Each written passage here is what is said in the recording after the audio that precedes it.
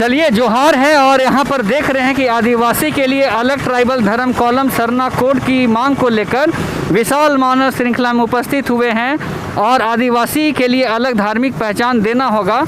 ये है टोनको गांव के संगम सरना प्रार्थना सभा टोनको के सारे लोग, ये बच्चे बच्चियां बूढ़े बुजुर्ग सभी आज इस मानव श्रृंखला में उपस्थित हुए हैं। तो इनसे हम जानना चाहेंगे कि आज के मानव श्रृंखला में जो एक आगाज़ हो चुका है पूरे झारखंड राज्य में, और ये रांची ही नहीं पूरे 24 जिला में आज लोग निकले हैं सरना कोड को लेकर, अपने धार्मिक अस्तित्व और पहचान को लेकर।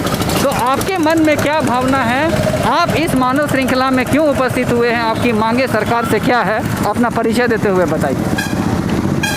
मेरा नाम ओलिवा कच्छप है और मैं टोनको गांव की निवासी हूं। मेरा मांग है कि हमारे आदिवासियों के लिए पूरे देश में सरना कोड लागू करने का, और इस धर्म कोड मांगने के लिए हम आज यहाँ उपस्थित हैं और मानव श्रृंखला इसी कोड मांगने के लिए हम खड़े हुए हैं। आज़ादी के 72-73 साल हो गए और तमाम पार्टियां सत्ता पे आई, चाहे वो बीजेपी हो, जेएमएम हो, कांग्रेस हो, तमाम तरह की पार्टियां जो भारत में है वो मुख्यमंत्री बने, प्रधानमंत्री बने, लेकिन आदिवासियों की मांग जो है अधूरी रही है अभी तक।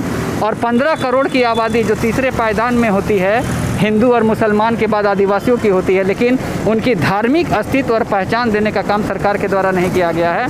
तो इसके बारे में आप क्या कहना चाहते हैं तमाम लोगों को, झारखंड के लोगों को और सरकार को?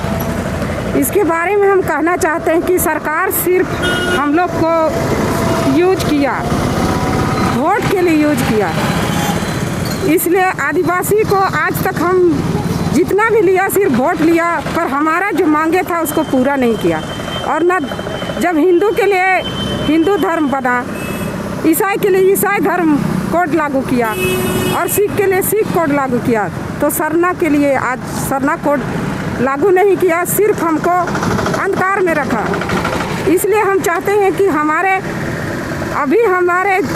बच्चे पढ़े लिखे और सारे लोग जानकार हो गए, आप चाहता कि हमको सरना कोड चाहिए। चलिए, तो इन्होंने कह दिया है, आगाज़ कर दिया है कि इनको सरना कोड चाहिए। आप यहाँ पे देख रहे हैं ट्राइबल कॉलम नहीं तो वोट नहीं। तो इनसे परिचय लेते हुए हम जानना चाहेंगे कि आज के इस मानव श्रृंखला में जो शामिल हुए हैं, आपकी मांगे क्या हैं, आप सरकार को क्या बताना चाहते हैं, क्या अपील करना चाहते हैं? नाम हुआ पार्वती कच्छप। मैं सरकार को ये बताना चाहती हूँ कि सभी धर्मों के लोगों को अपना धर्म कोड मिला हुआ है, लेकिन आदिकाल से पूर्वजों से सरना आदिवासी समाज के लोग हैं, लेकिन आज भी आदिवासी को कोड मिलने से वंचित कर दिया गया है।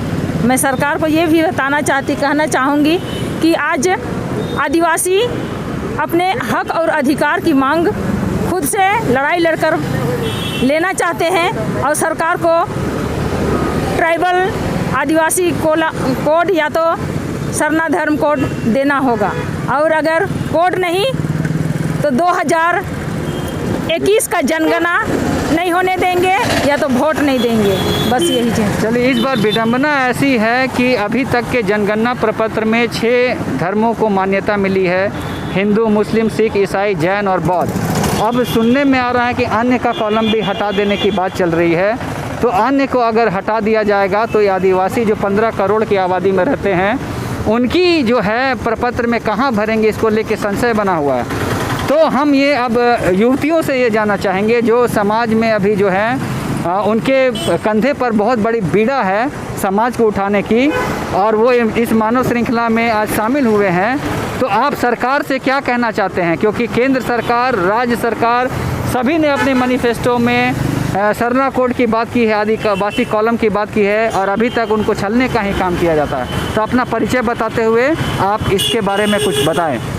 जोहार, मेरा नाम अनुपमा कच्छप है और आज हम लोग मानव श्रृंखला के रूप में सरना कॉलम की मांग करते हैं, आदिवासी धर्म कोड की मांग करते हैं, क्योंकि झारखंड एक आदिवासी समुदाय का प्रदेश है, पर आज तक यहाँ के आदिवासियों को पिछड़ा रखा गया है। यहाँ जो उसका वैल्यू मिलना चाहिए वो नहीं है। हम अपने ही राज्य में रहकर अपनी ही बातों को सही तरह से पहुँचा नहीं सकते हैं। हमें अपनी कला संस्कृति को दिखाने का, कुछ भी चीज़ करने का हम लोग को मौका सही से नहीं दिया जाता है। तो इस तरह से हम लोग अगर कोड मिल जाएगा हम लोग आगे जिस तरह से अभी पिछड़े हुए हैं तो हम लोग आगे ऊपर अच्छी तरह से उठ सकते हैं, जा सकते हैं, आगे बढ़ सकते हैं, क्योंकि हम लोग युवतियों में और युवकों में बहुत सारे हुनर है, उसको आगे बढ़ा सकते हैं। तो हम लोग को आदिवासी कोड मिलना चाहिए, सरना कोड लागू करना चाहिए। ये यहाँ की राज्य सरकार से निवेदन करते हैं कि आप इसको जल्द से जल्द लागू करिए, नहीं तो 2021 के जनगणना में हम लोग इसको लागू किया जाए अच्छे से। चलिए, तो अभी जो वर्तमान की सरकार है उसमें राजद, कांग्रेस और जेएमएम की गठबंधन की सरकार है और तीनों ने अपने मैनिफेस्टो में जो है सरना कोड को लागू करने की बात की थी। हेमंत सोरेन की सरकार ने कहा था कि जब हम सरकार में आएंगे तो सरना कोड को पारित करेंगे और मानसून का सत्र चल रहा है और कल और परसों मानसून सत्र खत्म हो जाएगा। तो आप हेमंत सोरेन को क्या कहना चाहते हैं कि ये बिल को लाकर जल्दी से जल्दी पारित कर दिया जाना चाहिए या नहीं कर दिया जाना चाहिए? नहीं करना चाहिए। क्या कर दिया जाना है, क्या नहीं करना चाहिए? करना चाहिए। इस बिल को कल लाकर पारित करके केंद्र में भेजना चाहिए। करना चाहिए कि नहीं करना चाहिए? और अगर केंद्र की सरकार को पारित करके नहीं भेजा जाता है तो हेमंत सोरेन को आप क्या कहना चाहते हैं? कौन बोलेंगे? गद्दार। हाँ बोलिए। हेमंत सोरेन को गद्दार कहना चाहेंगे, क्योंकि वोट लेने से पहले उन्होंने कहा था कि हम आदिवासियों के लिए धर्म कोड लागू करेंगे, लेकिन आज जब सरकार में बैठ गया तो क्यों लागू नहीं कर रहा? चलिए, तो ये आक्रोश है और ये आक्रोश इन जनसैलाब का है, इन सारे आदिवासी मूलवासियों का है, मूल निवासियों का है, जो सरकार को ये आगाज करना चाहते हैं और ये चेतावनी देना चाहते हैं कि सरकार बना सकते हैं तो सरकार गिरा भी सकते हैं और सत्ता परिवर्तित भी कर सकते हैं।